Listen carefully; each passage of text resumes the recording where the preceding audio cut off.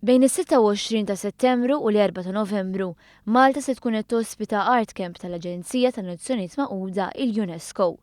Proġett li ser ilaqqa madwar 15-il artist minn pajjiżi differenti li kollha jagħmlu parti mill-Mediterran. Fid-diskors tagħha Madam Hedva Ser li hija l-artista għall paċi tal-UNESCO qalet li Malta kienet għażla importanti ħafna għaliex taqqat il-Mediterran. Hedva Ser qalet li wieħed mill-aktar fatturi ta' sfida għal UNESCO ikun li tirrinforza l-irwol tal-kultura bħala għodda importanti fis-sostenibilità għal promozzjoni tal-paċi. Dan il-kamp ser ikun iżuru wkoll il-Gżira Awċija. Kelliema għall-Ministeru ta' Għawdex qalet li dan huwa importanti biex il-pubbliku in ġenerali jifhem kif l-arti tista' twassal għal aktar paċi u twaqqaf l-ostakli li jinħolqu minħabba kultura u reliġjon.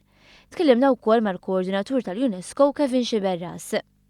Fil-każ ta' Malta peress li aħna fil-Mediterran u bħalissa l-importanza tal-Mediterran maħabba il-konflitti li għaddejjin f'diversi pajjiżi, ħsibna li nillimitaw l-istedina għal artisti tal-baċir tal-Mediterran u waqt li jkunu għaw permezz tal-arti tagħhom u anke ta' attivitajiet oħra jitkellmu propju fuq il-paċi f'dan il-baċir tal-Mediterran. Allora naħseb li dan il-proġett ħajati viżibilità kbira lil pajjiżna anke dawn l-artisti x'in imorru lura fil-pajjiżi tagħhom.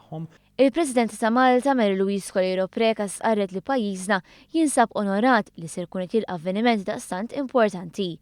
Qalet li l-proġett ser qed jagħmel lil Malta aktar viżibbli għal dak li verament jiswa jiġifieri post tal-paċi.